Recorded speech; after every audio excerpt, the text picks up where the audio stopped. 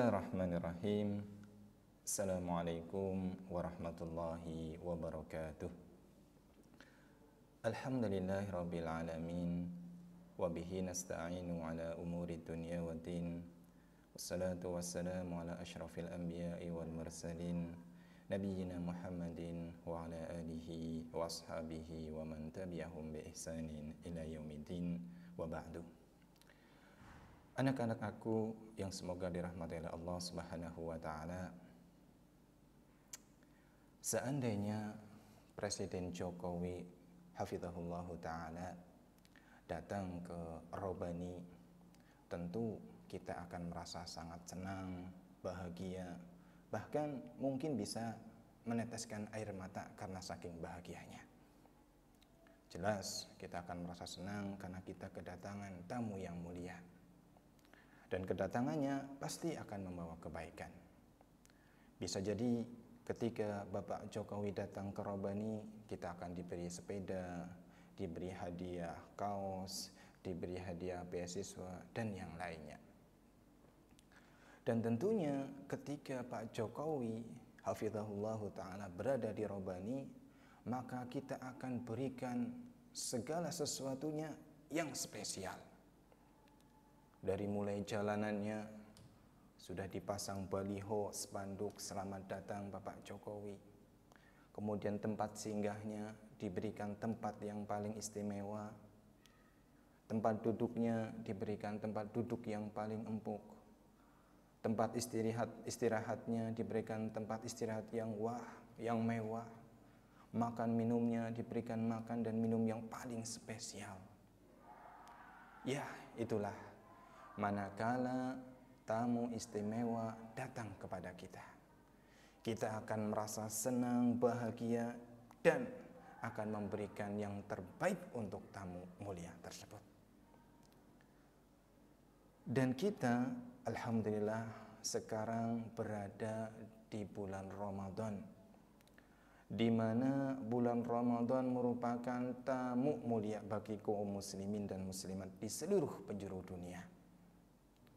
Maka seyogyanya bagi kita, seperti kita apabila kedatangan Presiden Jokowi yang mulia, kita pun harus merasa senang apabila kita diberikan kesempatan oleh Allah Subhanahu wa taala untuk bisa masuk ke dalam bulan mulia ini, yaitu bulan suci Ramadan. Bukan hanya senang bahagia, kita pun akan melakukan apa yang perlu dilakukan secara maksimal. Seperti hanya ketika Pak Jokowi datang ke Robani, kita akan berikan segala sesuatu yang spesial. Dan ketika Ramadan datang kepada kita, seyogyanya pun kita memberikan segala sesuatunya yang spesial. Maka sangat pantas disebutkan oleh Imam Ibnu Rajab Al-Hambali.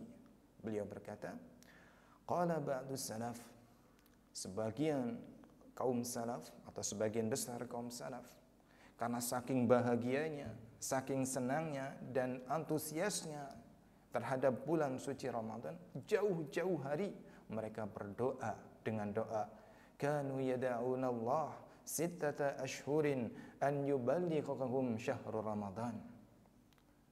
Kaum salaf dahulu, kata Ibnu Rajab Al-Hambali, mereka berdoa 6 bulan sebelum datang bulan suci Ramadan.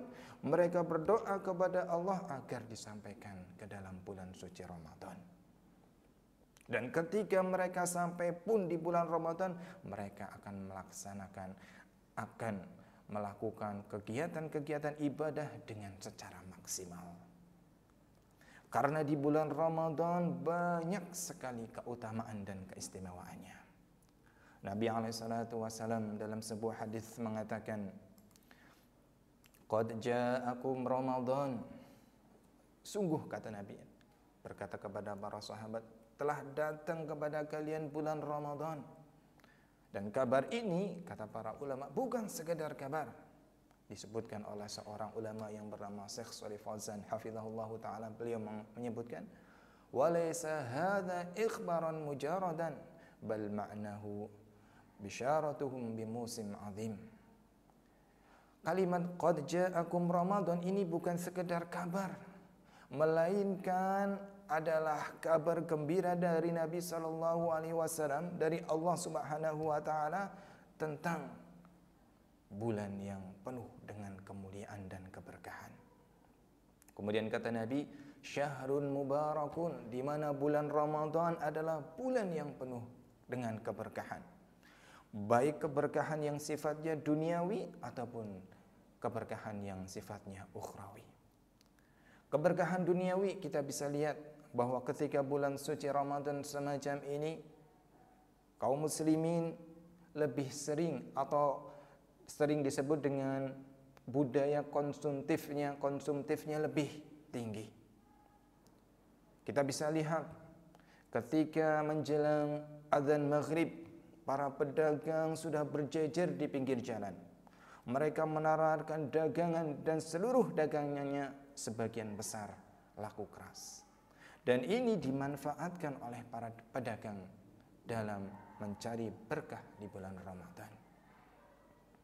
Belum lagi nanti menjelang Ramadan, busana dari atas sampai kaki dibeli.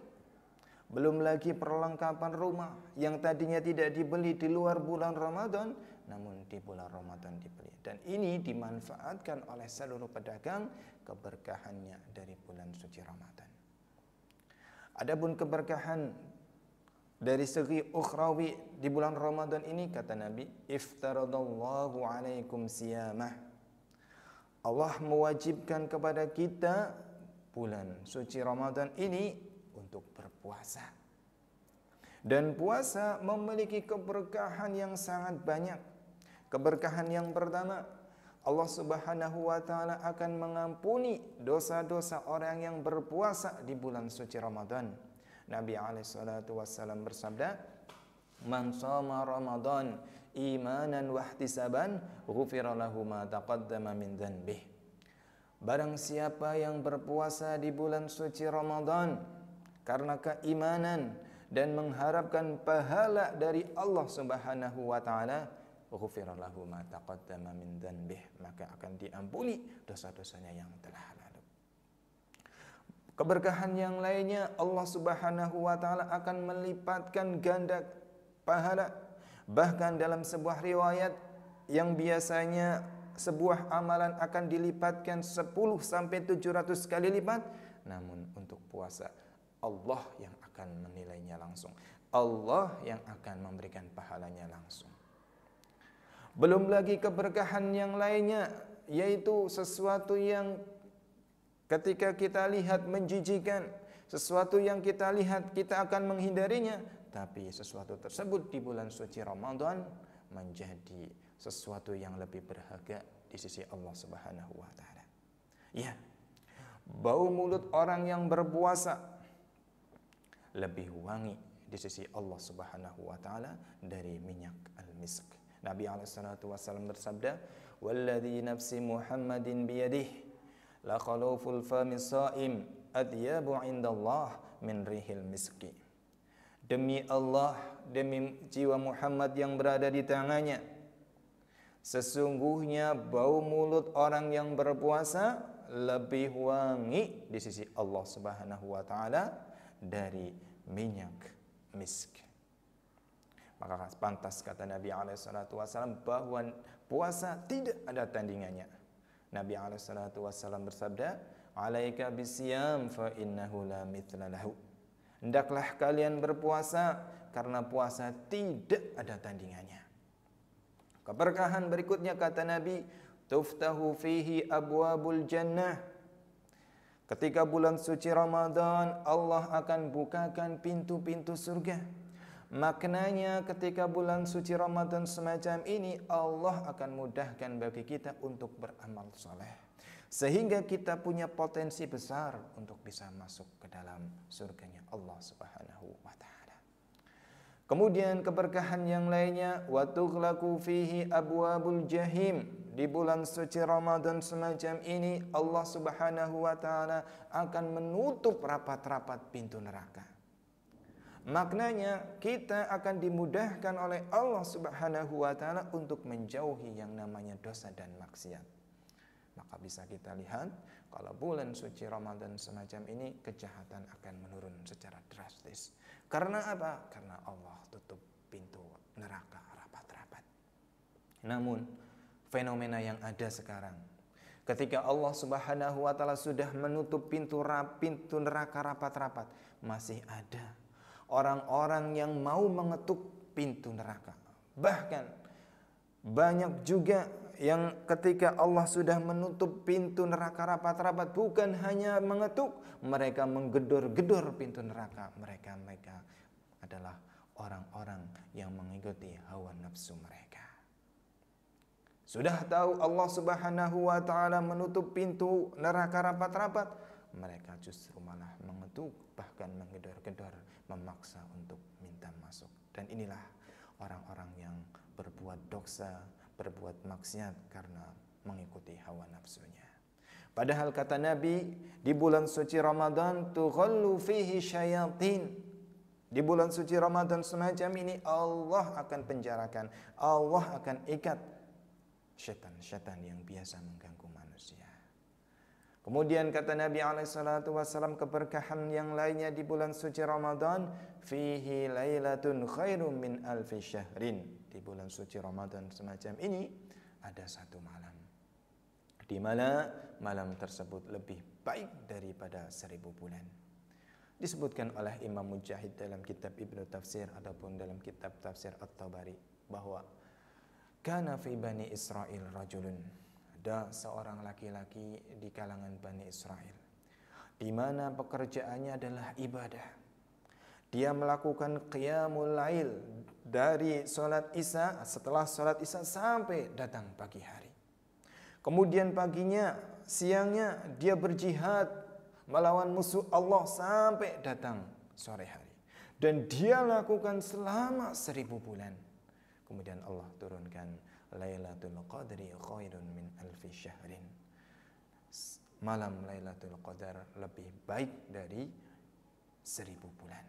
Kemudian dilanjutkan qiyamu tilkal laila khairun min amali dzalika rajul. Barang siapa yang menghidupkan malam Lailatul Qadar, maka amalannya lebih baik dari perbuatan ataupun amalan Bani Israel tersebut, yang selama 1000 bulan melakukan qiyamul lail, yang selama 1000 bulan berjuang, berjihad melawan musuh-musuh Allah.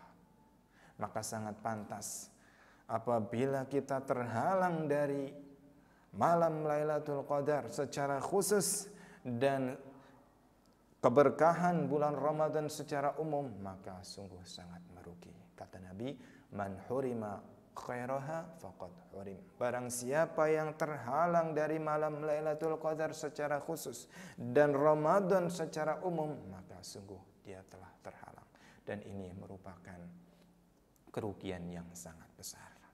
Maka mari kita optimalkan Ramadan ini dengan sepenuh hati, dengan sepenuh jiwa, sehingga keberkahan Ramadan ini bisa kita dapatkan secara optimal dan maksimal.